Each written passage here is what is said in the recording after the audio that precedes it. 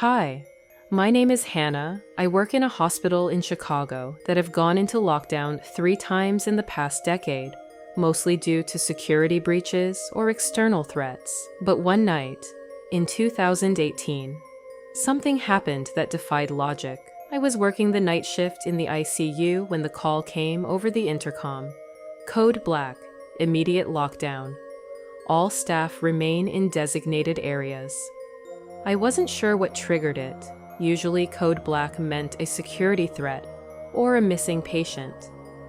But when I asked another nurse, they whispered something chilling. "It's room 309 again." I frowned. Room 309 had been empty for weeks. It was only used for overflow patients, and no one had been admitted there recently. A few minutes later, 2 security guards rushed past, looking pale. Curious and uneasy, I checked the security logs on my tablet. My heart stopped when I saw the entry. Patient 309 has left the room.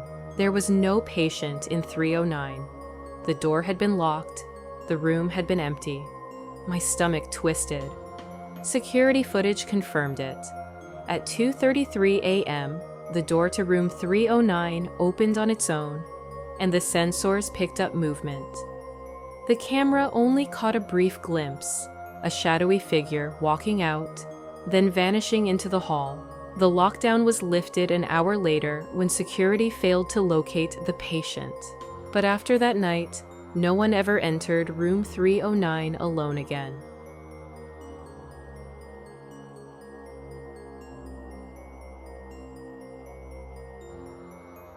Hospitals are no strangers to death, and in the depths of the Midtown Memorial Hospital, the morgue was a place of quiet, cold solitude.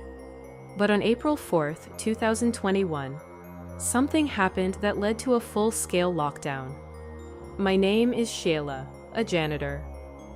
I was finishing my rounds when I heard it, a child crying. It was coming from the basement. I followed the sound, growing more and more disturbed. It led me directly to the morgue. Standing outside, I hesitated. My mind was racing. No children were allowed in this area. No one had been down there for hours. But the cries were unmistakable, soft, whimpering, terrified. Finally, I mustered the courage to open the door. The room was empty.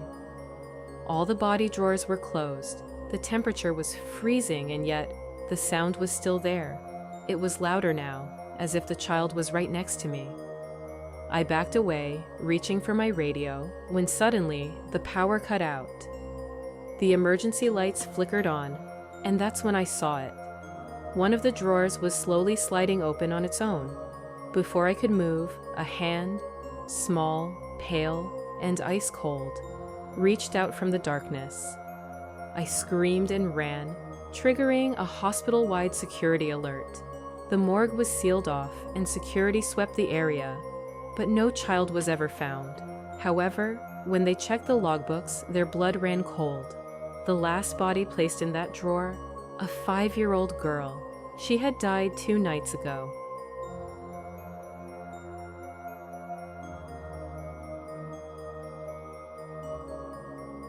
Hi. My name is Lily. I work as a nurse in a mental hospital, a psychiatric facility known for treating violent patients.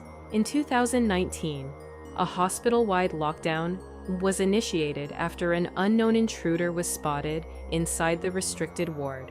Except there was one problem. Every single door was locked. No one could have entered or left without security clearance. It started when I was making my rounds past Ward C, the high-risk psychiatric wing. That's when I noticed something strange.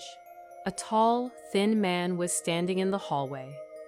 His back was turned, and he was wearing an old hospital gown, one that didn't match the ones we used anymore. His arms were too long, his head tilted at an unnatural angle. "Sir?" I called out. The man didn't move. I radioed security, but when I looked back, he was gone. Confused, I checked the patient logs. Every single patient was accounted for. No one was missing. No one had been discharged. Then the power flickered. Alarms blared as every single door in Ward C unlocked at once, something that wasn't supposed to be possible.